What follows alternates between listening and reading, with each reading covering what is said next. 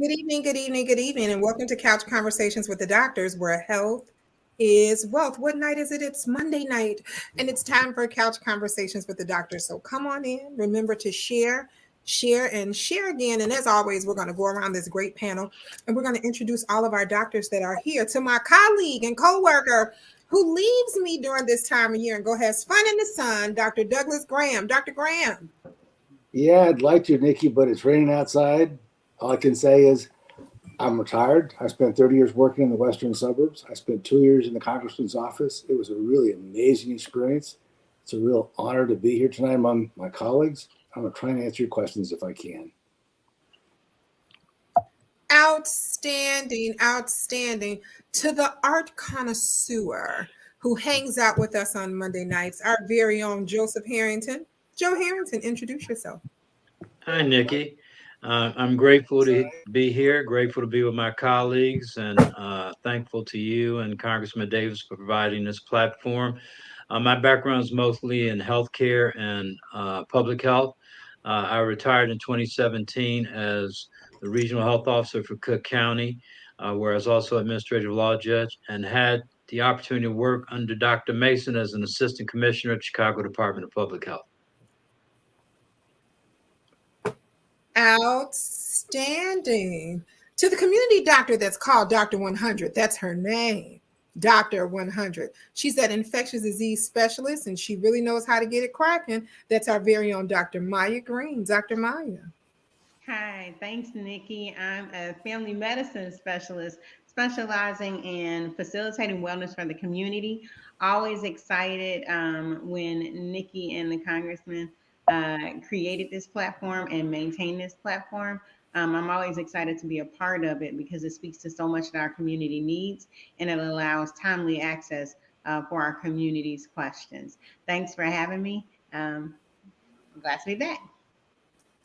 Outstanding, outstanding. To the urologist of the stars, who's always here with us on Monday nights, that's our very own Dr. Terry Mason. Dr. Mason? Thank you so much, Nikki, and thank you and the Congressman for providing this platform. And I'm honored to be here with my esteemed colleagues. And I've had an interesting background and spent time as a commissioner of the Department of Public Health for the city and chief operating officer for the county, CEO for the entire county health and hospital system for about 6 months, and learned a lot during that time. But also, most importantly, been on the radio on WVON on Doctor in the House. This is my 31st year of doing this show every week for 31 years. So I'm grateful for that opportunity as well. And hopefully we can make some sort of impact to help people make a better choice to making themselves better tonight. Well, I simply find that amazing since you're only 32, that you've been on the radio for 31 years. To the chef extraordinaire who has these daughters at home who gets it done. He's an outstanding physician, our very own Dr. Pete. Dr. Pete, what you cooking tonight? Hey, Nikki, I think I'm eating some leftovers. We're going to eat up this food that's in that refrigerator, okay? That's what we're going to do. I'm excited to be here. I am also grateful to my colleagues who are a great example of excellence. And so I'm hoping that we can share with the community to allow us to have improved health outcomes through patient activation. I think we depend too much on medications and not enough on people making changes in their lifestyle to improve their health. So I'm looking forward to this discussion. And to that weight loss guru, that family practice medicine, that family practice doc who really wants to be Wolfgang Puck, that's our very own Tony Hampton. Dr. Hampton?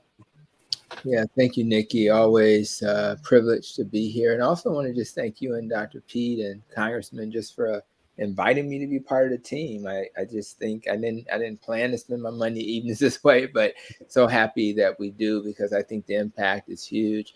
I'm a big fan of focusing on social determinants of health and on metabolic health. And I have learned through my obesity training, my nutrition training, and my family practice training, how to kind of put all that together. My goal is to help figure out how do we transform healthcare in this country. And I think we start with conversations like this. We talk to people, we hear people, we share our perspective, we hear their perspective, and then we provide a path for people to heal by holding their hands, giving them guidance after we've heard them, and then we guide them towards metabolic health. So that's my purpose, and I'm really excited that I'm part of this panel. Outstanding, outstanding. Well, to our special guest that's here with us tonight, will the real Dr. Ansel please stand? Our guest who is here with us on this evening, who's concerned about whether or not you can read, because he's concerned about your vision. Now, don't be mistaken. He really is. And don't tell anybody, the Black Bruce Lee. Come on, Dr. Ansel, introduce yourself.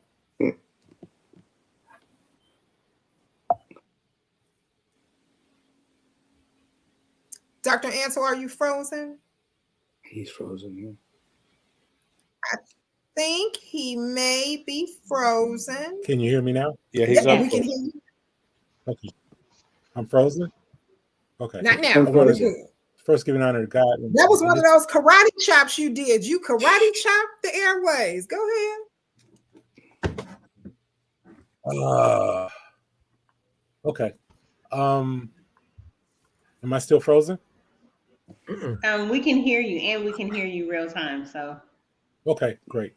Well, sorry for being frozen. It's a blessing and a privilege to be here amongst such a phenomenal panel.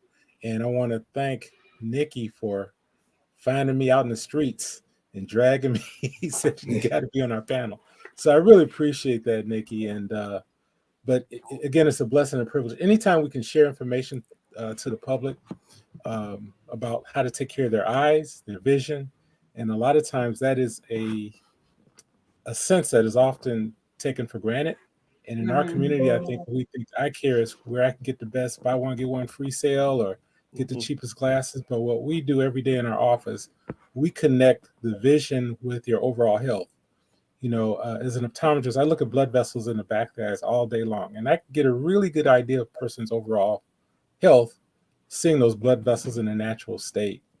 And also, we try to be a touch point. We are the only eye care facility in the state of Illinois with a nationally certified diabetes education program. So I have a certified diabetes educator, this nutritionist. I have a registered pharmacist that I can tap into, and I teach some of the classes myself, just giving people some basics on just how to handle their health with diabetes. And we also hone in on patients that are borderline for diabetes, because that's a huge opportunity. I mean, between people that are borderline and diabetic, that's 50% of the population, right? The population. So that's what we do. We connect the dots. We connect nutrition and lifestyle with your site, and we talk about, you know, how to eat a healthy diet to keep your eyes healthy. And a lot of us are taught how to recognize when to refer people to a retinal specialist for injections and other things. And I said, we don't want you to get to that point. And I think we have a pretty good track record for doing that. The patients that come and see me and the other doctors in my office. Outstanding. So we have a team. Okay, outstanding, outstanding. Want to say hey to Shantae McDonald, who's here. I want to say hey to Linda Johnson. Hey, Linda. Elise Johnson is here, and she says good evening to everyone. So, Dr. Johnson, talk just a little bit more about those blood vessels in the back of the eye. Okay, well, the health of the blood vessels is key. So they always say, you know, the eyes are the windows to the soul, and that is so very, very true. There are a lot of conditions that look similar. So diabetes, let's just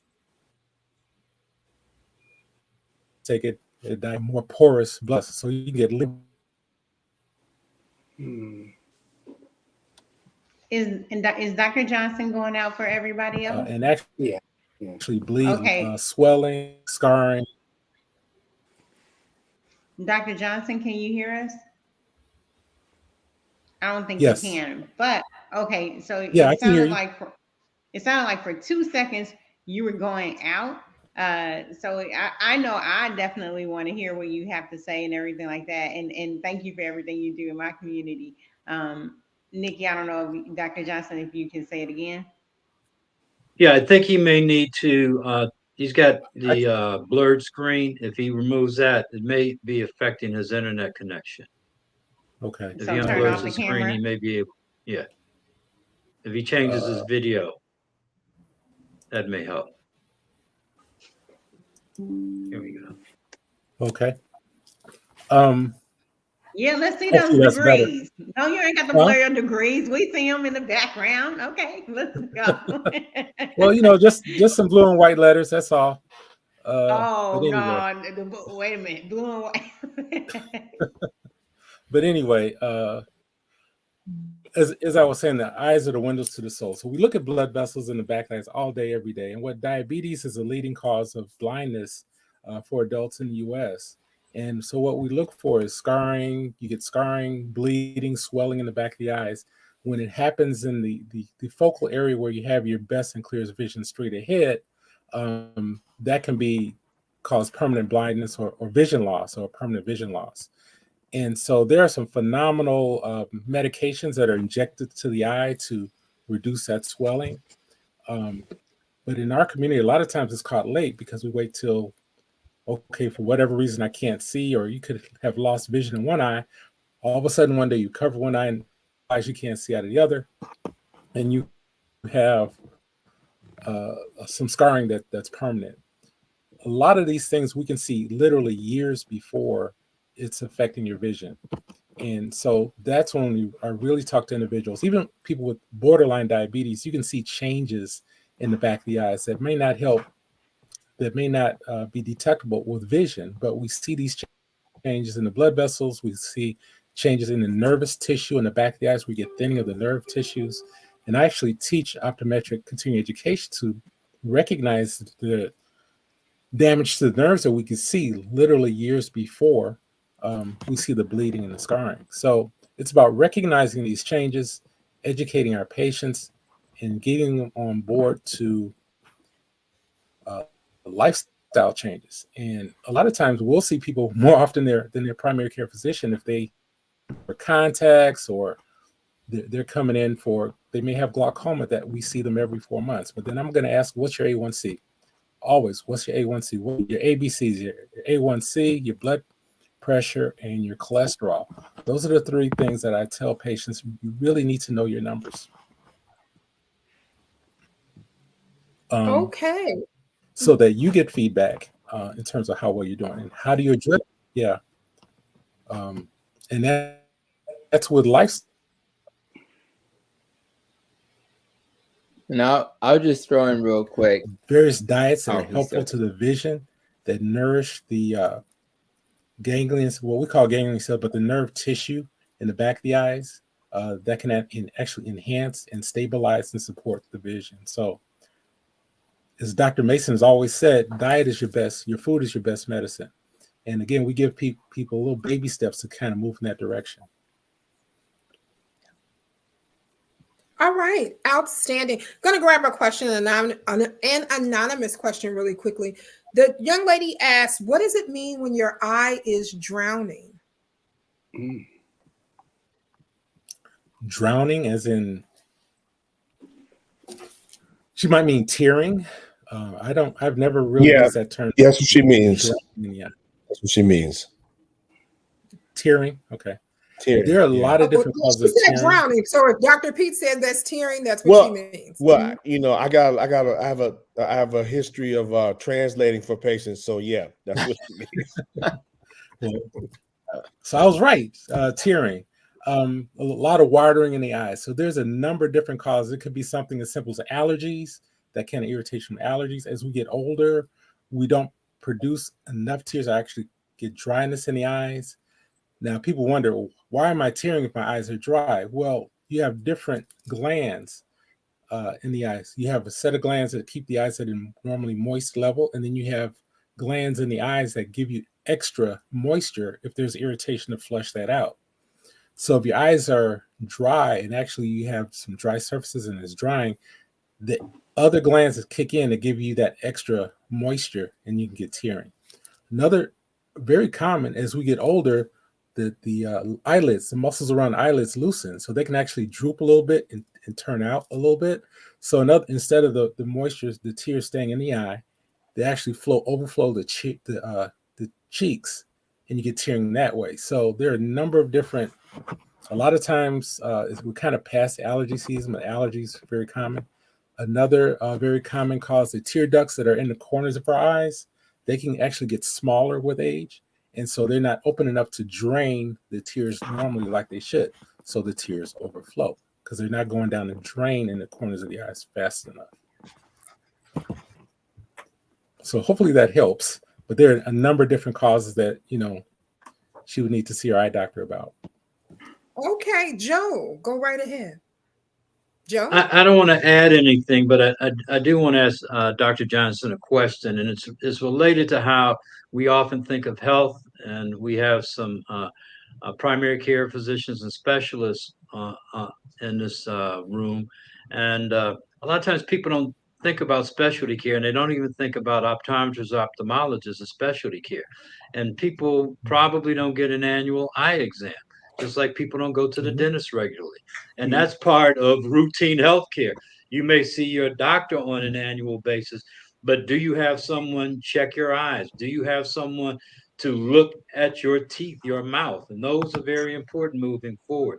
And as Dr. Johnson points out, some of the earliest states of disease can be seen by your dentist, your optometrist, and your ophthalmologist. So, what would your recommendation be for people for routine eye care, just like they talk about routine physical care? What would be a general recommendation for routine eye care? In general, yearly, especially adults.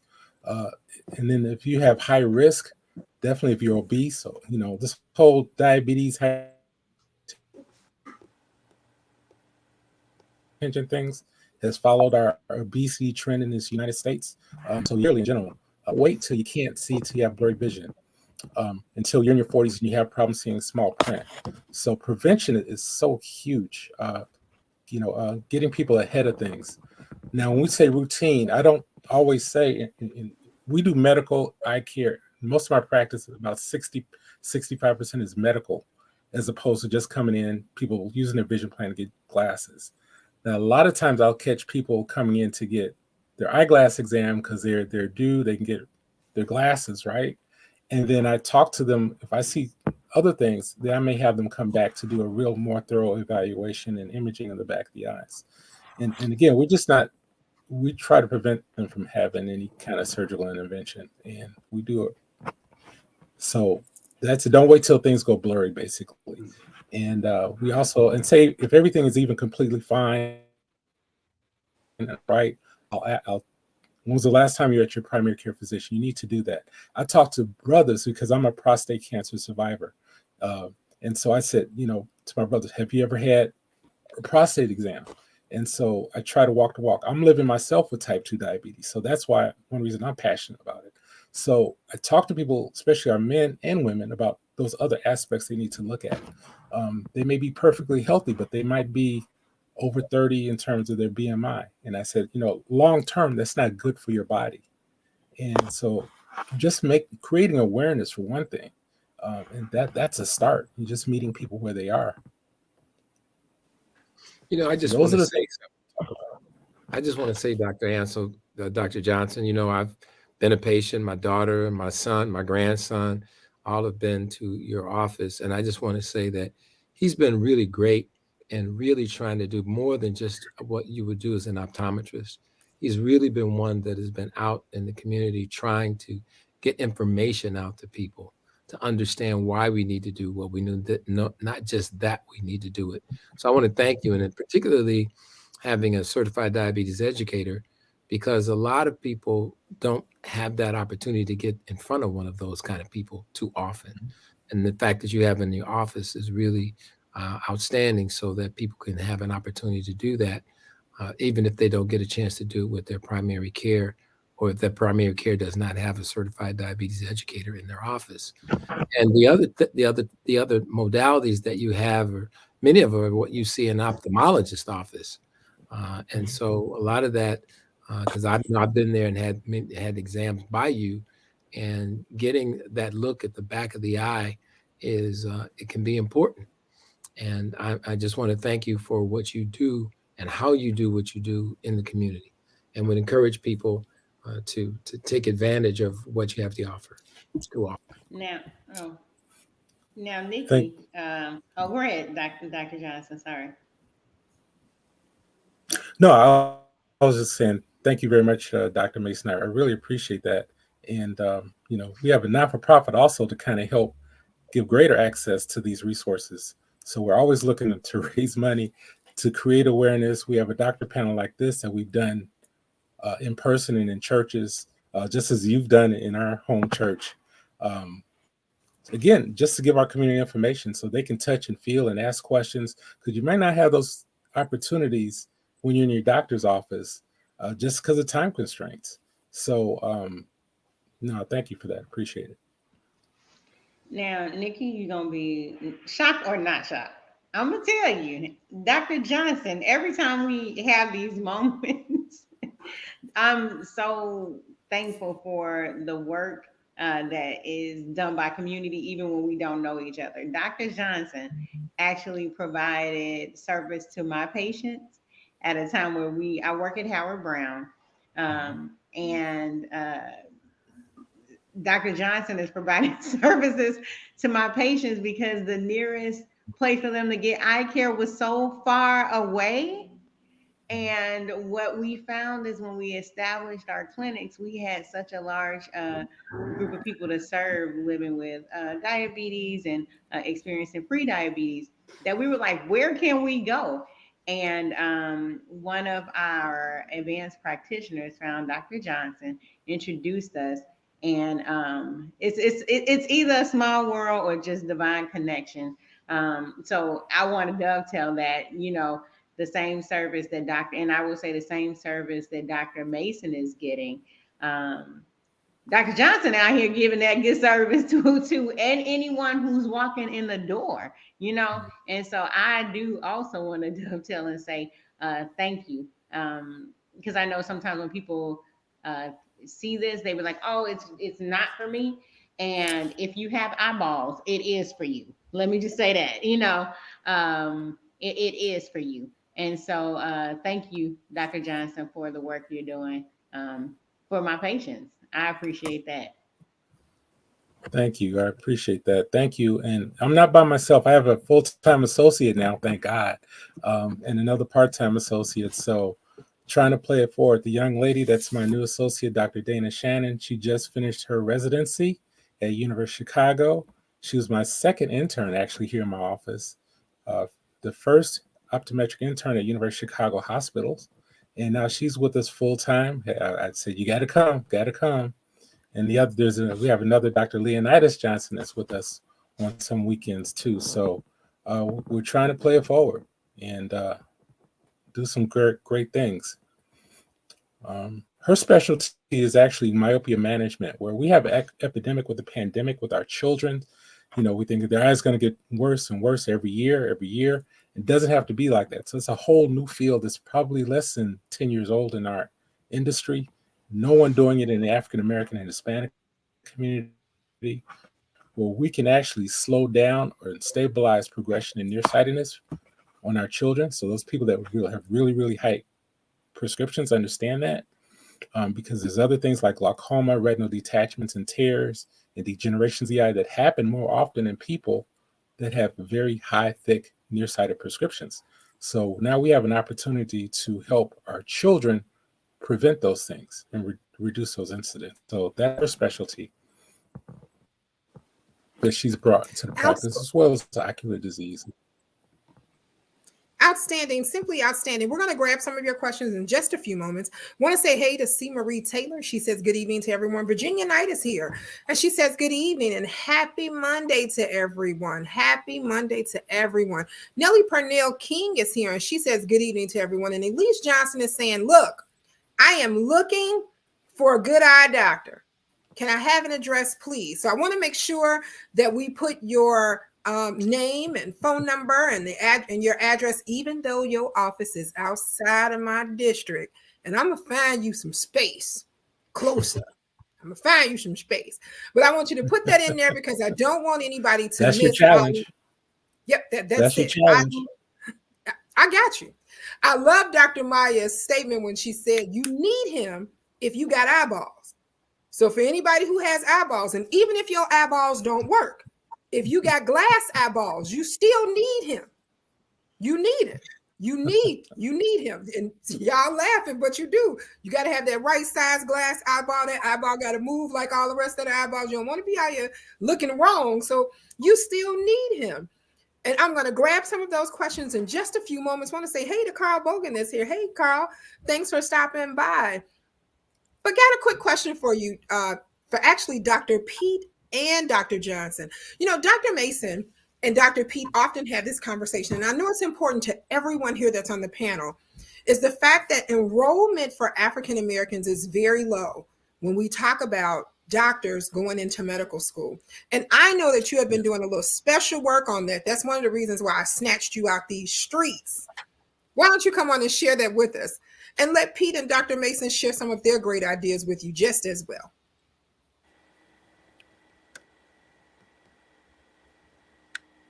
And did he get frozen right when I asked my question? I saw some movement. Okay. All right. Dr. Johnson, you with us? Yes, I am. I'm here. Okay. So you heard my question, right? Oh, yeah. I was actually pulling up a slide from my presentation at 100 Black Men that shows that 100% of optometrists out of the 37,000 optometrists in the country are African American, and only 5% of physicians are African American. So that's a huge, and again, only 2%. So if you've seen a Black optometrist in your lifetime, that's almost a rarity.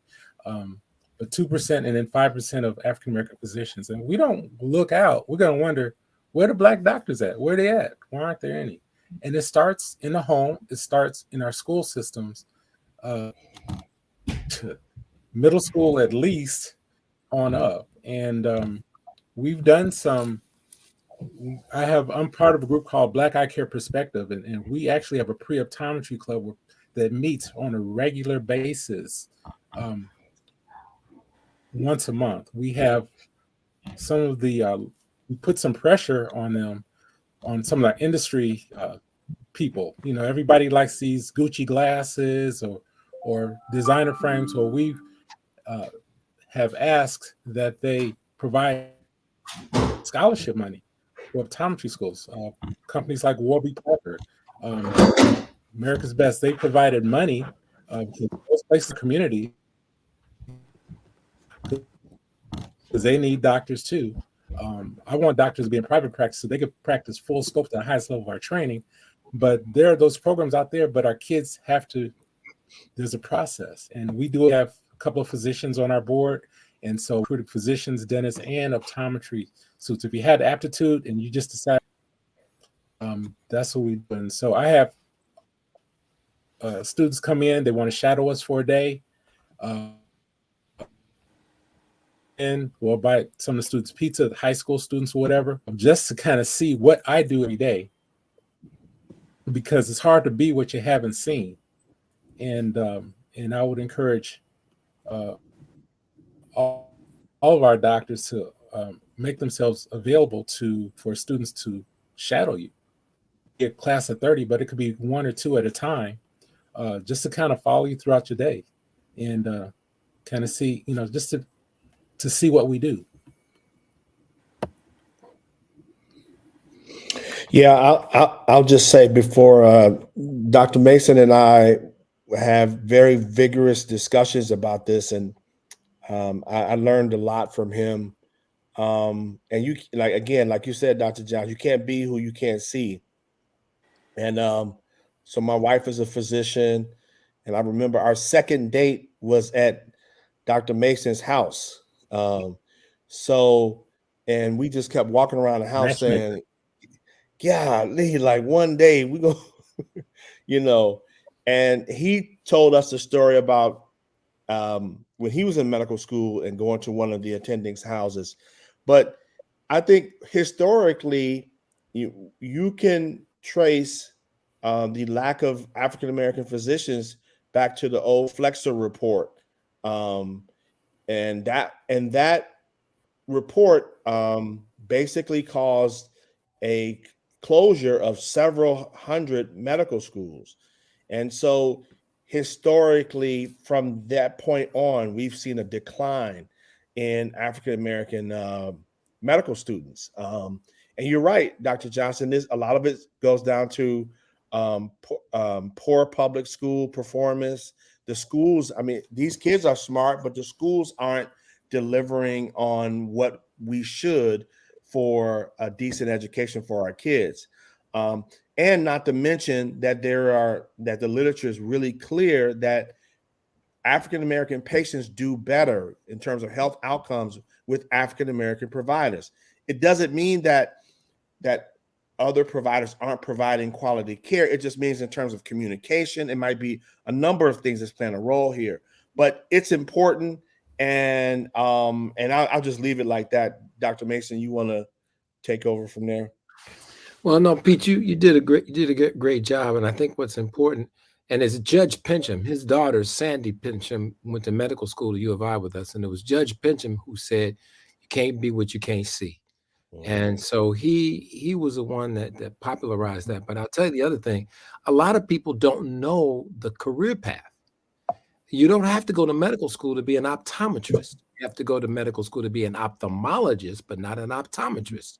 Is a different path, and people need, and that's why these programs that we had at the medical schools and other places for trying to try and get Black folks interested in medical careers, not just medicine, but nursing, pharmacy, dentistry, all of these things. And we've been sitting on committees, oh my God, for 20, 26, 27 years now, on the urban health program, on that committee for a long time, just trying to monitor what's been going on. So the Illinois College of Optometry, I don't know where else people go for optometric education, but it'd be good if you could sort of put that out, Dr. Johnson. So just what is the career path if someone's interested in becoming an optometrist versus an ophthalmologist, and what the differences are? So there is a difference in the pathway. And lastly, it's really important that we look at just going to a regular primary care doctor should not be the sum total of your exposure to things. That you should be seeing an optometrist because they're things that the regular primary care doctor may not be equipped to do. And that's why getting an exam by an optometrist will help you. And I've had to do that a long time because I've always been very nearsighted and couldn't see in the old days. Don't y'all laugh at me, but I couldn't see the board. Yeah. I always had to get a seat close to the front of the room so I could see the board. In those days, the teachers used to write on the board. But y'all don't know nothing about that no more because y'all too young to know. But some of y'all may know what I'm talking about. Joe, you know what I'm talking about. Yeah. So anyway, I'll stop right there. Yeah, I do. Yeah, I just want to jump in and add a few things. One is I never could see the blackboard from the back of the room, and I didn't think anybody in the classroom could see the blackboard from the back of the room. It wasn't until I was in fourth grade that an optometrist came to my school, did examinations of all the kids, and told my parents I needed glasses. The first time I put on glasses, it's like I could see for the first time in my life. I couldn't even see the street light a block away. It was a blur. And it was amazing to be able to look down the street, see people in the street. I didn't know I couldn't see. It's one of those things you don't know you can't see if you were born and you had that problem and you grew up with that problem. Ironically, my last eye exam, they told me my eyes were getting better, which is strange. And they have been slowly, my eyesight has been improving. I might get back to something that Dr. Johnson's been talking about in terms of being able to manage what Terry and I have. We're myopic. That means we're nearsighted. So that's one thing that I want to say, just piggyback on what Dr. Mason was saying. But I also want to talk about an experience that happened early in my career. For about 5 years, I worked in a parochial school on the west side of Chicago. I managed the kindergarten through third grade. I was over curriculum development. I supervised the teachers. And one of the things that I saw, if you were not prepared at third grade, you basically know how to read, you have basic writing, and you know basic math. If you're not ready to go to fourth grade, you will not be able to handle multiplication. So you're not going to be able to handle geometry or trigonometry or anything else. So I want to say to everybody that's listening, we have a responsibility. We've already lost at least one, possibly two generations because our schools are not adequate for our children. And we're not making sure not only the schools are adequate, the children are prepared to advance. Our children are prepared to advance in school. If they may want to be a doctor, but they're going to have to be qualified to pass the examinations to get not only get into college, but to get through college and to apply for and to get into medical school. So the pool we're talking about of qualified young African Americans to get into medical school is very small. And that's one of the reasons we're not getting the number of doctors we like to see. Probably the 70s, the 80s, and the 90s were the heydays of Black doctors because there were opportunities, there was money available, and there was support for Black physicians to go to medical school. And a lot of that has disappeared over the years. So I just want to let everybody know that's watching this program, we have a responsibility to the future to make sure those opportunities are available and do things like Dr. Johnson is doing to promote education at an early level to make sure that people are ready to go on and be professionals and have great careers, great lives. And so, like Dr. Pete, they can have their own house that they can bring students to see what being a doctor is like. Dr. Mason had to kick you out, Pete. No, I never kicked anybody out. No, it was so many of us. I won't ever forget. It was so many people in the South Loop, and the police came and they were like, what's going on here? And it's like, all these are Black doctors and medical students, and they just kept riding. He's like, keep it moving. You don't want to break up this crowd. Wow. So you was in the South Loop group. I was out, Dr. Mason, we just had a conversation. I said, I thought you lived in South Loop because that's in my brain where he lived because that's where we went to things. That and Mercy. But I do want to dovetail as a former, I can't even say former, right? Doctor means teacher in Latin, right? I used to be a teacher for Chicago Public Schools, and education and creating education for our youth is still part of my passion and part of what I do on a couple of boards. But one thing that is very powerful that I once heard, actually it was my brother who does a lot of youth education stuff. He was talking to a parent and they were like, oh, they went to school, they went to this, and my brother was like, well, you have all this feedback about the school and you may be right. Let's just say you're right. The feedback about the system. Let's say you're right. I'm not going to, because there are teachers out there. My mom was a teacher. My grandma was a teacher. I was a teacher, And so there are teachers out there that really do care. But my brother said, let's say you're right. Where do you think your child's progress report comes from? And they went through this. And I was a teacher and it just hit me when I heard him say it like last year. He said, when your child get that report, that's not only your child's report card, that's your report card. That's right. That tells you what you're doing because the teachers are the second teacher. You're the first teacher. The teachers are there, and that system is there to accentuate what you've already taught your child. My brother said that's your report card. So I think as a community, we do have to think about it and know that kind of in that way. And one thing that's exciting for me right now is I do think they're coming together, and there needs to be more galvanizing of enough people that want to pour into our youth these opportunities. Along with that is like kind of social determinants of health. I can tell you, and along with that is what Dr. Pete said is it's something about going somewhere and you see someone. So my patients would come back. I would write these like referrals. How come you want to go to the eye doctor? How come you know? And then they said it's too far. So when Dr. Johnson, we started kind of working with Dr. Johnson, they actually went and they would come back and be like, oh, I thought it was going to be another experience. I thought it was going to be awkward. Sometimes it's awkward to, have that exchange around cultural things and things like that. And it's something to see that not only in the office, but creating things that Dr. Pete, are doing like Dr. Mason did for us, which is you get to see a doctor outside. You don't just have to go to a hospital or the office to see a doctor. You're going to have to see a doctor and have that experience I had when I first talked to Dr. Mason. Decades ago, but sometimes right now too, is when they talk to you, be like, you talking to me?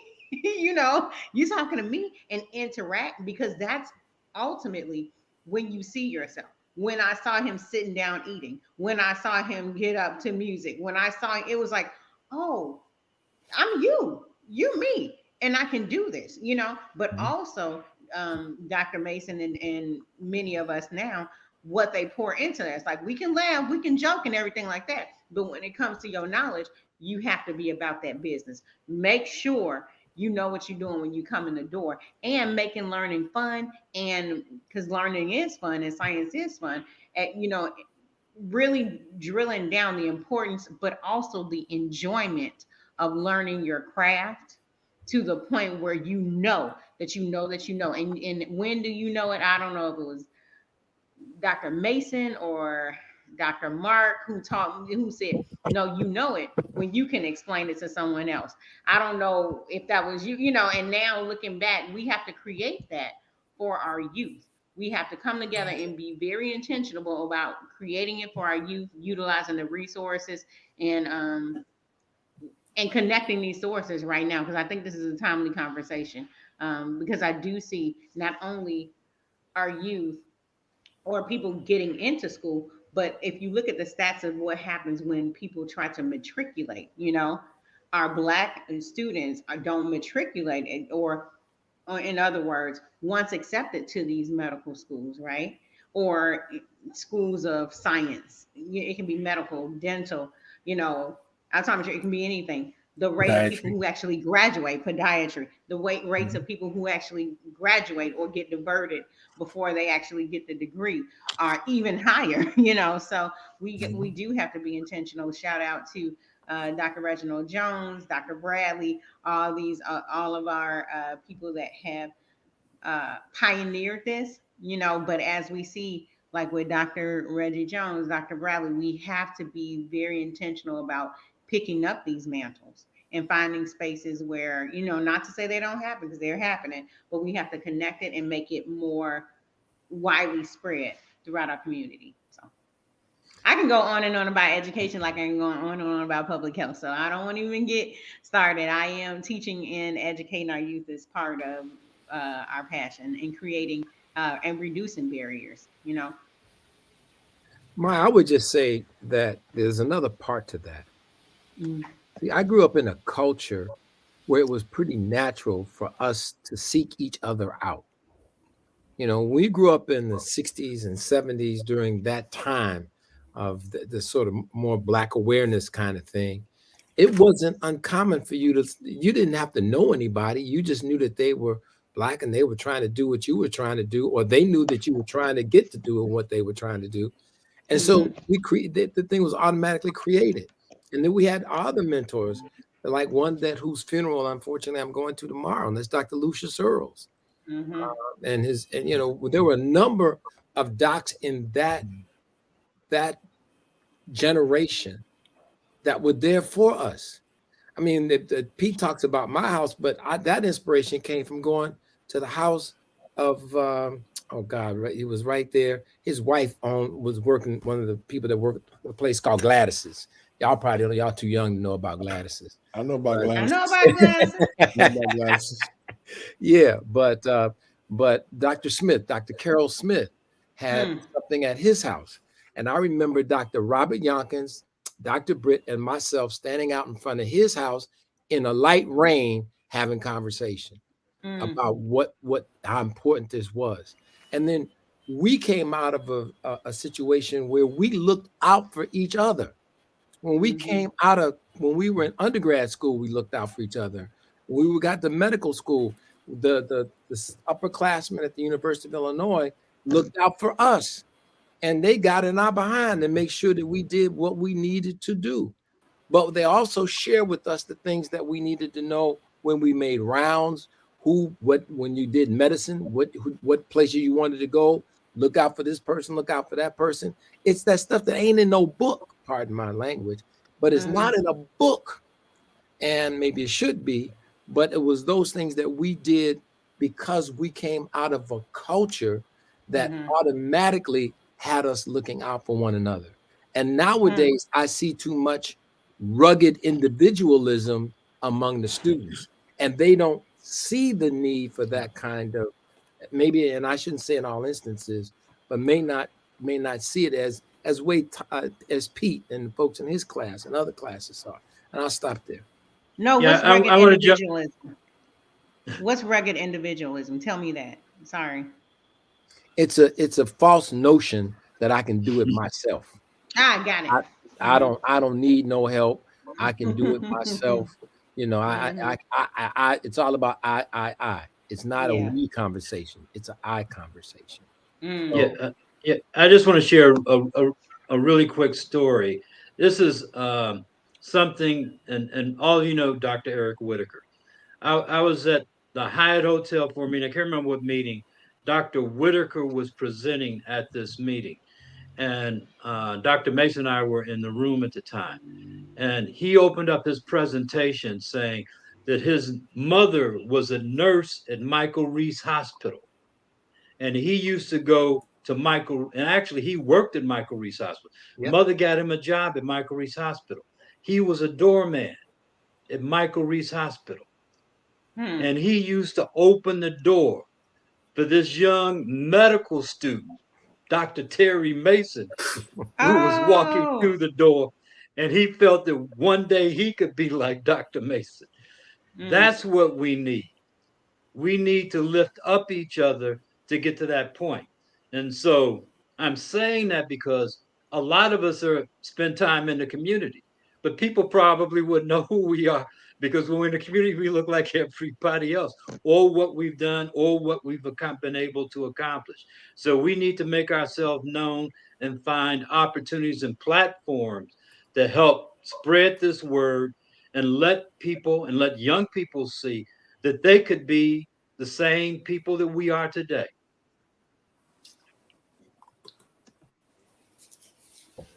Well, this conversation is really deep, and I got some questions about that. I really do. But I want to grab these questions we have on the side because it is Couch Conversations with the Doctors. So let me grab a few of these questions over here. Want to say hey to a few people who have joined us once again. Want to say hey to Deborah Williams. She's here with us on this evening.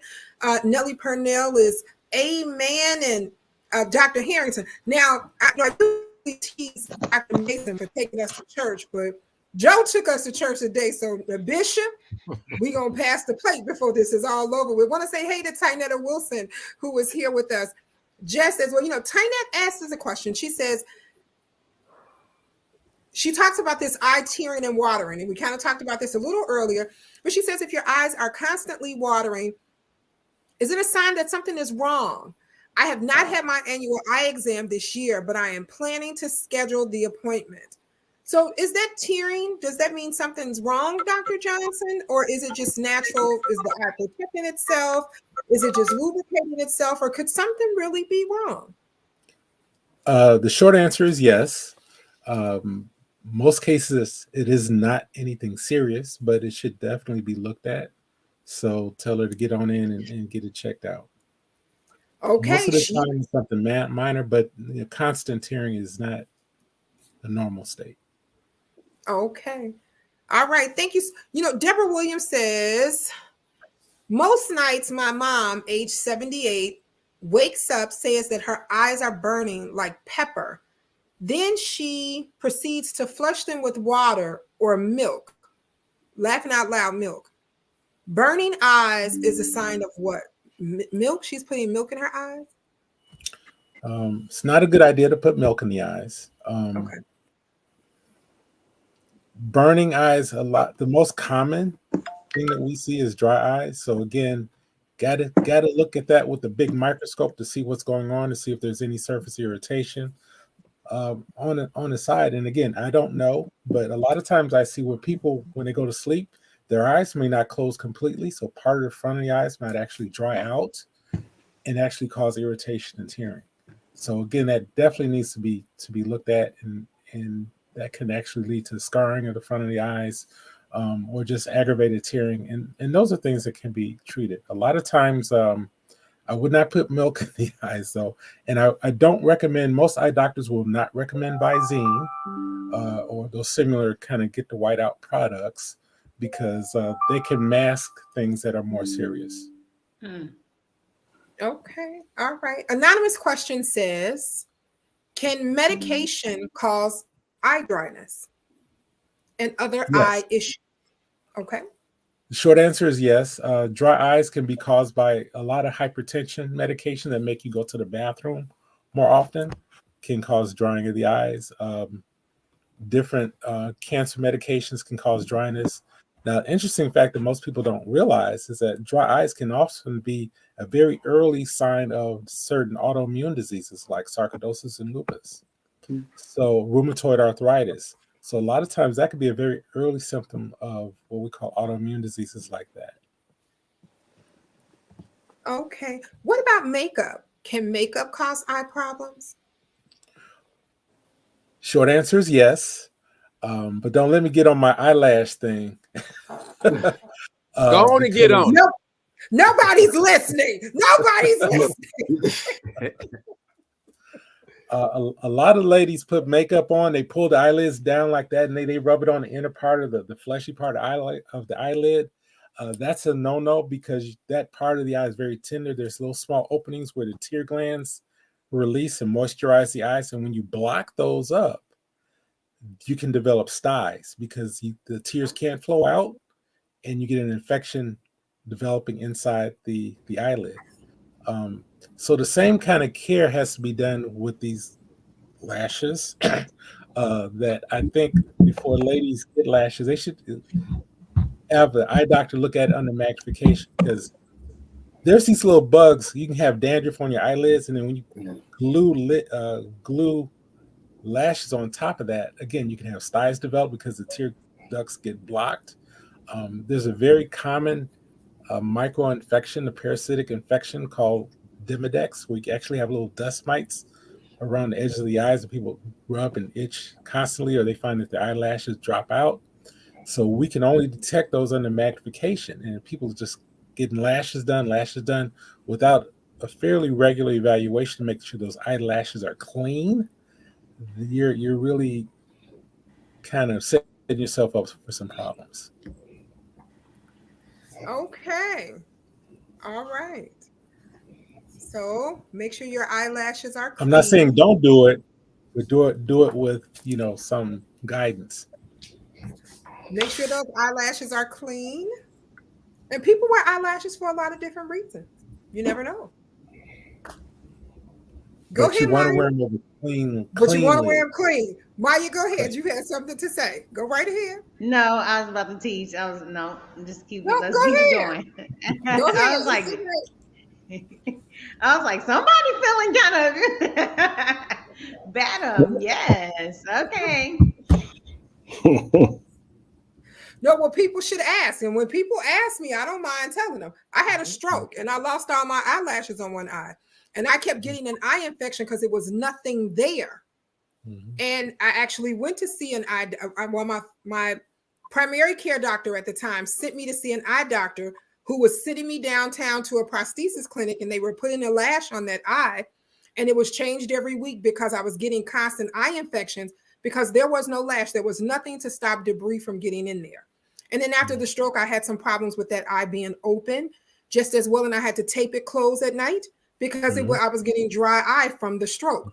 So you never know why people are wearing things, but honey, I will definitely bat them at you. Yes, I will. Bat them. Give it to us. All But right. but they're clean. But they're They're clean. clean. That's They're it. clean. They clean. That's the difference. They are clean. Kathleen Jackson says, good evening to everyone. And, you know, this question about the schools, when we got to talking about the schools, that actually really turned on a whole nother gamut of comments that people needed to share. Nellie Purnell says schools and home working together to make sure our children are successful. You know, Dr. Maya, you said some great comments when you were there, when you talked about your brother saying that that was your report card as a parent. And my mother was a teacher. And that was my mother's statement all the time. She was like, oh, I have report card pickup. And we would be talking about, oh, the kids. She's like, oh, no, this is for the parents. I got notes for them because their children are showing me what's going on with them. So, yes, you are the sign of how your children are acting. You are the sign. Nellie also says home and school, home and school. She talks about that just as well. Tina says, love it. Keep up the great work, Dr. Johnson. Deborah Williams says, most of our schools on the West Side are failing and below grade point average. So getting them on the path to become doctors is really far-fetched. I think we can do it. Yeah. I think we can do it. What do you guys think? Do you think we can do it? I mean, we've developed some great programs like Black Men in White Coats, the white coat programs in some of our high schools. We even have it in some of our grammar schools. I just think we have to focus on it, but we can do it. She also says, yes, kids can't be what a child can't be what a child can't see. And I think that's basically what she is saying. You know, C. Marie Taylor says, is there a direct connection between eye problems and episodes of migraine headaches?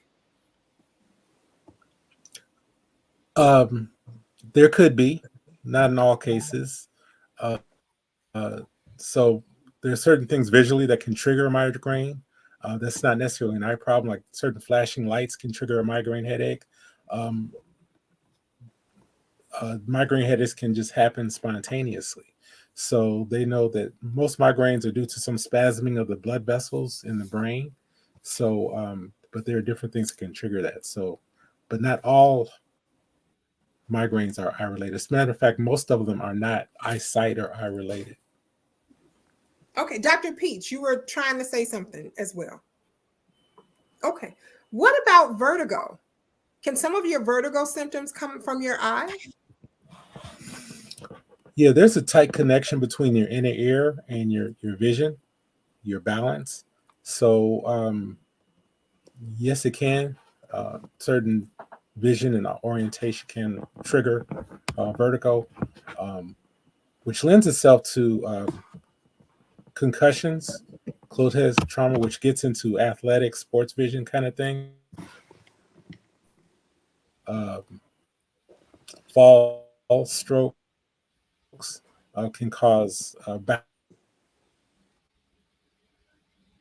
to help people get their orientation. And that's a whole nother field in eye care.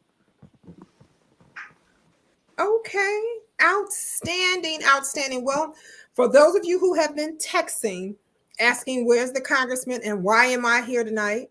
Not that I shouldn't be here, but you would think that I was with the congressman tonight. I chose to be here with you. That's why I am here. And for those of you who are at the 6978 Soul Food Restaurant at the Warnack, at Senator Warnack event along with the congressman, I thank you guys for watching while you're there. So thank you for letting me know that you miss me, but you see me because I'm right here on Couch Conversations. And I appreciate the fact that you are dedicated because you are sitting there with the congressman watching Couch Conversations. So I thank you so very much. But one of us had to be here, and it was me, but he will definitely be here with us next week. Of course, Dr. Johnson, we would love to have you come back and be back here with us once again, as we always do, because you hate to hear me say this, but it's time to go.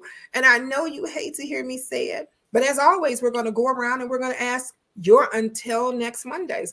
So, Joe Harrington, your until next Mondays. What do you want to leave everybody with until next Monday? Well, I've got two things that I want to leave people with, because we've been talking a lot about educating our children.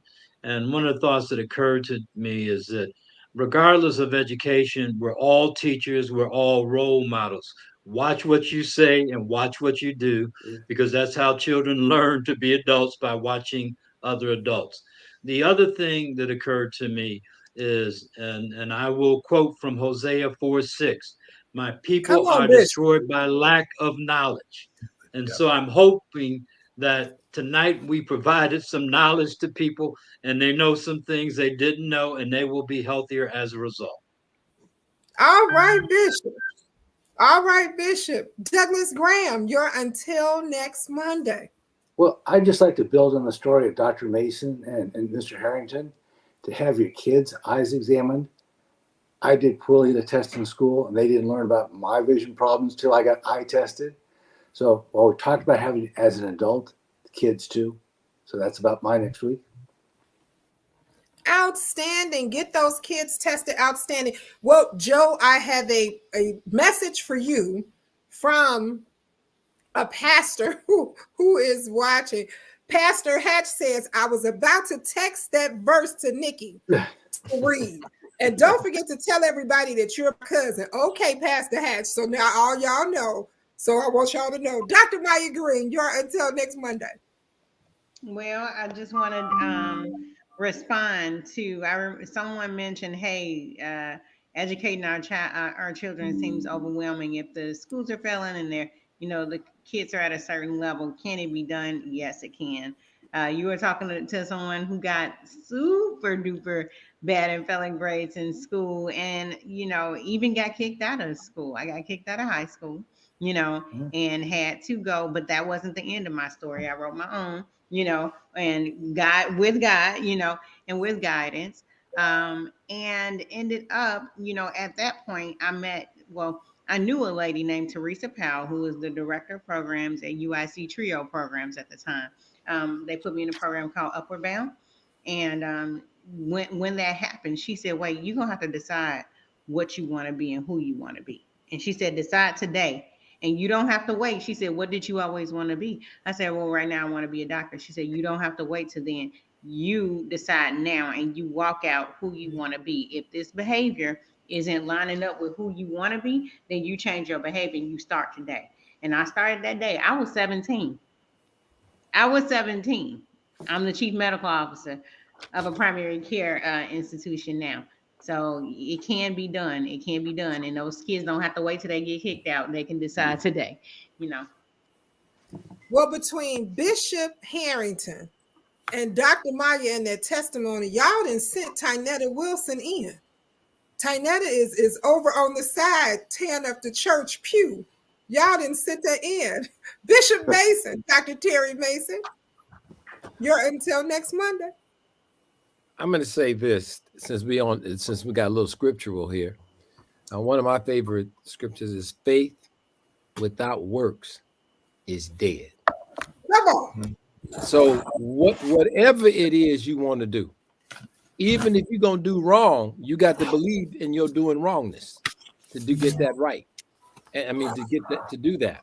And once you believe yourself, you got most of what happens is that we get tricked out of believing in our own self. There you go. So don't let anyone ever tell you can't do. All you do is just find out what you need to do to get it did and do it. Oh, okay. See, y'all tearing these pastors up because Pastor Saffields just said, "Get it done." Dr. Mason, get it done. All right. Elder Dr. Pete Thomas. Come on, Elder. Well, until next Monday, I just want to encourage people to look at our youth and see the doctor in them, because sometimes people are under so much duress that they need for you to believe before they believe. And so I tell people, I don't turn down students who want to come and rotate with me, because I know there's so few of me that they need to see me before they can be me. And I was blessed to be around a group of people that believed in me, from Dr. Terry Mason to when I went to Xavier and met that old knucklehead guy over there, Dr. Hampton. And those guys just got around me, and we just was dreaming that, we was from Chicago with a lot of challenges. And it wasn't a plan B for us. I mean, a lot of us, there wasn't plan B. It was plan A, 8.1, 8.2. And so, and like Maya said, it was, now I'm not, I always tell people, I'm not a big shot. I'm just a little shot that keeps shooting. And so you can be the little shot that will not stop shooting. So I would refuse not to get somebody to tell me no, that I wasn't going to be a doctor. So I'm encouraged by future physicians. I'm encouraged by anybody that wants to do what we do. It's a lot of work, but you can do it. And I'm a witness. And Bishop Edie says, you are a big shot. Thank you. All right. All right. Well, West Side. Pastor Tony. Come on, West Side. I'm so proud of my West Side roots. I remember when I was at Xavier with Brother Pete, you was almost afraid to say you were from the West Side. It seems like all the other students were from the South Side, but I represented us well. And I'm going to wrap up my comments by answering a couple of these really quick questions and also just suggesting. So Dr. Johnson talked about how important prevention was. And most of our conventionally trained doctors do not get a fasting insulin level. We've talked about this before. If you get a fasting insulin level 5 to 10 years advance, notice that you're going to get diabetes. So please, everybody watching, get your doctor to order a fasting insulin level so you can then be incentivized to make the lifestyle changes that are necessary to be successful. Real quick, Shantae asked a question about where do you find clinicians who think this way. The Society of Metabolic Health Practitioners has a search engine. I put that in the chat. Number 2, Carl Bogan said, what about nurse practitioners? What's their role? First of all, we would have more Black doctors if we educated more Black people and white people and purple people. We need more doctors. So that's a whole nother conversation for another day. But we do need more doctors, and the nurse practitioners are kind of helping to fulfill the gap, and they do a phenomenal job. We would not be able to have access to care if we didn't have nurse practitioners. So expect that to grow. The question about appetite and hunger, of the things that I think prevent people to make lifestyle changes, hunger is number 1. If you're thinking about supplements, you want to think about things like apple cider vinegar. And no, Bragg's is not the best brand. It's probably Fairchild's, because Bragg's dilutes their apple cider vinegar, FYI, but it's a great supplement for appetite suppression, glucose control, blood pressure. The best treatment is your diet, reducing the foods that raise your blood sugar, which then will make you hungry. So if you eat foods that don't keep rising your sugar, you'll do better. We need healthy fats, we need protein, and I would use stevia if you're looking for a sweetener. And the last question was related to Manjaro, which is one of those GLP-1, GIP. These are medicines that slow your gastric emptying. These are medicines that suppress your appetite, make you more insulin sensitive. They are phenomenal. They're not better than lifestyle, but they're phenomenal at helping for weight loss and diabetes. So for those who are thinking about that, feel free to do that. But nothing is better than lifestyle. Most of my patients do that as transition treatment until they adopt a lifestyle. And once they do a lifestyle, they can transition off of all medicines that are related to diabetes and in many cases, blood pressure. So I'll wrap up with that. I just wanted to make sure those questions were answered. Thank you, Nikki.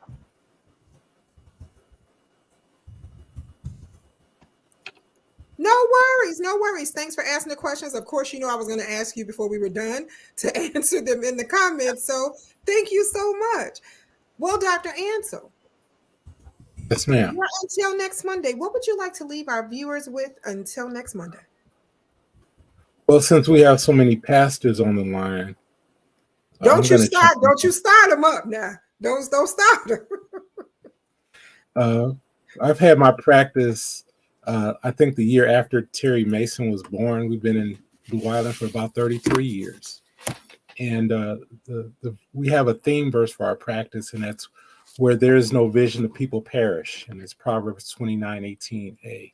So in eye care, we talk about two aspects of vision. One is sight, which is whether you can see 20/20, 20/30, how sharp you see a letter at a certain distance. And we talk about vision. So how do you move through your space? How do you interpret what you see with your eyes? Does that object seem farther away, up close? But again, when we talk about youth and inspiration, can you see yourselves doing these things? Now, in the schools, I've done a number of school presentations and career fairs, ask kids, what do you want to be? And everybody wants to be a basketball player, football player. And these are little kids that are 5 foot nothing, overweight. And it's like, how, you really see yourself playing in the NBA. So we've got to kind of change that narrative. Because even when we were young, it wasn't always the coolest thing to be one of the smarter kids in class. So we have to really lift up our kids in terms of academic excellence and reward them. We have to, just change the vision of our kids, or enhance their vision and expand the vision. So that's kind of like my takeaway. In terms of clinical takeaways, this is a triple threat kind of season for people with not the best health, that might be overweight, living with diabetes. A triple threat is Thanksgiving, Christmas, and New Year's. So everything in moderation, portion control, move more closer to a plant-based diet. Can't go wrong with that. Crowd out your plate with vegetables and fruit, things of that nature. And another real quick tip, after you sit down and had the leftovers, now we're eating the leftovers, don't sit down in front of a TV. Get up and walk about 10 to 15 minutes before you sit back down. That's going to help reduce your blood sugar spikes. So just that little thing helps. And also, I have Dr. J's 20/20 rule. If people that are sitting on computers all day long for hours, get up every 20 minutes and take 20 steps and sit back down. It does a couple of things. One, every 20 minutes, that's 60 steps an hour that you're not getting otherwise. So you're moving your muscle tone, you're increasing circulation in your body. And again, you're blinking more because you're looking away from the computer. So that helps the dry eyes that can develop from staring at a computer. So just keep in mind, 20/20 rule, every 20 minutes, get up, take 20 steps. And I will end on that with my famous saying. I said, be well, see well, and be blessed, everybody. Have a great week. All right. Well, Pastor Ackery said thank you. And Bishop Brackett chimed in and said, Habakkuk 3:3, to write the vision and make it plain. Let's make our schools better. Absolutely want to thank all of you all for being here with us on this evening. On behalf of the Congressman, he wants to thank you guys for all being here just as well. Know that December 1st is World AIDS Day. And on December 5th, which is a Monday, we will be having a robust conversation about HIV and AIDS and educating our community in reference to that. And it will be led by our very own Dr. Bonnie Pete Thomas. So Dr. Pete will be leading that conversation along with the rest of our esteemed colleagues that will be here, him and Dr. Maya, and we have a few guests that's going to be on that day just as well. And Dr. Johnson, we want to invite you back. Never know, there may be some changes in the eyes when it comes to that diagnosis. So I want to make sure we invite you back just as well. As always, want to remind you guys to be fashionable and trendy. And that means make sure you get your new COVID vaccine. You know you want to be on the up and up, so make sure you stay in trend, have the latest. Just like you go get the latest Christian Louboutins or the latest Gucci purse, get that latest COVID vaccine. You want everybody to see you.